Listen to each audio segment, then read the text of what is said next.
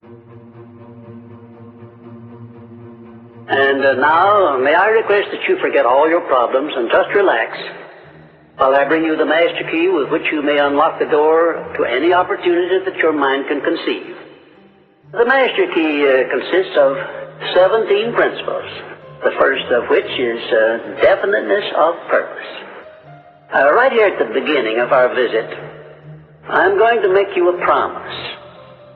If you will decide definitely what you want most during your entire lifetime and write it down on paper so that I can read it, I will give you the master key with which you may open the door to the attainment of your desires, whatever they may be. The exact moment when I will deliver this master key to you will depend entirely upon when you are ready to receive it. This is the first of 13 messages that I will deliver to you. Now, in each message, I will describe the master key in terms that you will understand, if you are ready to understand. And now I shall give you the first cue as to the nature of the great master key which has been responsible for all the great successes in every calling, in every part of the world. Please listen carefully to what I have to say, because you may discover the secret of the master key in this first visit. You may get your first cue as to the nature of the great master key when I tell you that psychologists have discovered a natural law which is the very foundation of all personal successes. And I can describe it to you in one short sentence so you can understand it. Whatever the mind can conceive and believe, the mind can achieve. Isn't that a profound statement? You will notice that it says nothing about the need for education, but simply that whatever your mind can conceive and believe, your mind can achieve.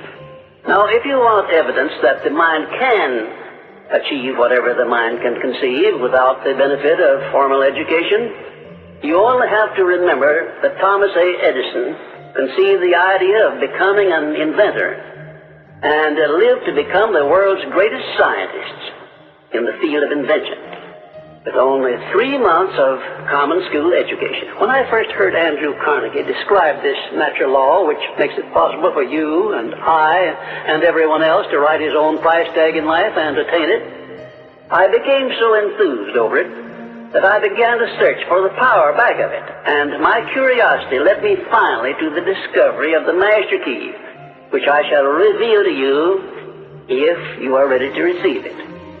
My search led me to the study of the spiritual forces with which all of us are blessed. And it was in this field that I came upon a clue which has enabled me to help millions of people to find their earthly destinies.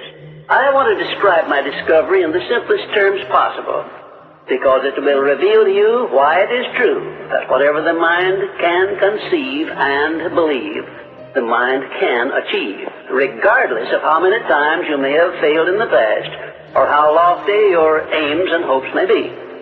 I caught my first fleeting glimpse of the profound law which provides the means by which we may choose our own purpose in life and attain it, while I was being coached by Andrew Carnegie during the organization of the Science of Success philosophy. I had just finished telling Mr. Carnegie that I feared he had chosen the wrong person to give the world the first practical philosophy of personal success, because of my youth, my lack of education, and my lack of finances. Well, at this point, Mr. Carnegie delivered a lecture that I shall never forget, because it changed my entire life and paved the way for my helping to change the lives of millions of people, some of them not yet born. Let me call your attention to a great power which is under your control, said Mr. Carnegie, a power which is greater than poverty, greater than the lack of education, greater than all of your fears and superstitions combined. It is the power to take possession of your own mind and direct it to whatever ends you may desire. This profound power, Mr. Carnegie continued, is the gift of the Creator, and it must have been considered the greatest of all of His gifts to man, because it is the only thing over which man has the complete and unchallengeable right of control and direction. When you speak of your poverty and lack of education, Mr. Carnegie explained, you are simply directing your mind power to attract these undesirable circumstances, because it is true that whatever your mind feeds upon, your mind attracts to you. Now you see why it is important that you recognize that all success begins with definiteness of purpose, with a clear picture in your mind of precisely what you want from life.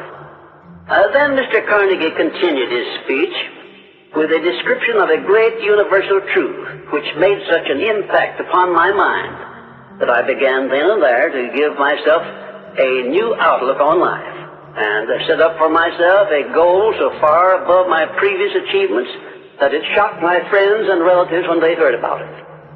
Everyone, said Mr. Carnegie, comes to the earth plane blessed with the privilege of controlling his mind power and directing it to whatever ends he may choose. But, he continued, everyone brings over with him at birth the equivalent of 2 sealed envelopes, one of which is clearly labeled, the riches you may enjoy if you take possession of your own mind and direct it to ends of your own choice. And the other is labeled, the penalties you must pay if you neglect to take possession of your mind and direct it. And now let me reveal to you, said Mr. Carnegie, the contents of those 2 sealed envelopes. In the one labeled riches is this list of blessings. 1, sound health. 2, peace of mind. 3, a labor of love of your own choice. 4, freedom from fear and worry. 5, a positive mental attitude. 6, material riches of your own choice and quantity. In the sealed envelope labeled penalties, Mr. Carnegie continued, is this list of the prices one must pay for neglecting to take possession of his own mind. 1, ill health. 2, fear and worry. 3, indecision and doubt. 4, frustration and discouragement throughout life. 5, poverty and want. 6, and a whole flock of evils consisting of envy, greed, jealousy, anger, hatred, and superstition. Now, my mission in life is to help you and everyone who needs my help to open up and use the contents of the sealed envelope labeled riches.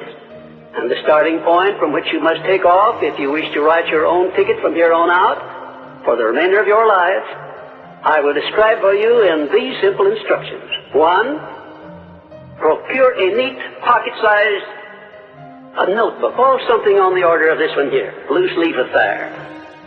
And on page 1, write down a clear description of your major desire in life, the one circumstance or position or thing which you will be willing to accept as your idea of success.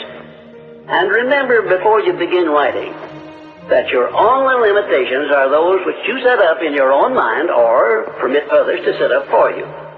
And 2, on page 2 of your notebook, write down a clear statement of precisely what you intend to give in return for that which you desire from life. And then start in right where you stand now to begin giving. And 3, memorize both of your statements, what you desire and what you intend to give in return for it, and repeat them at least 12 times daily. And always end your statements with this expression of gratitude for the blessings with which you were gifted at birth. I ask not, O divine providence, for more riches, but more wisdom with which to accept and use wisely the riches I received at birth in the form of the power to control and direct my mind to whatever ends I desire. If you are not too successful or self-satisfied to accept and express this profound prayer, if you accept it and express it in the same spirit of humble sincerity in which I pass it on to you, a new and a better world will reveal itself to you. A world in which you will see reflected the circumstances and the things which you yourself have created. In my next visit, I will give you a description of the second principle of success, through the application of which you may make use of the education and experience of other people and get the necessary help you may need in attaining your definite major purpose in life.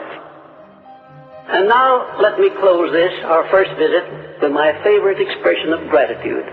O divine providence, I ask not for more riches, but more wisdom with which to make wiser use of the riches you gave me at birth, consisting in the power to control and direct my own mind to whatever ends I desire.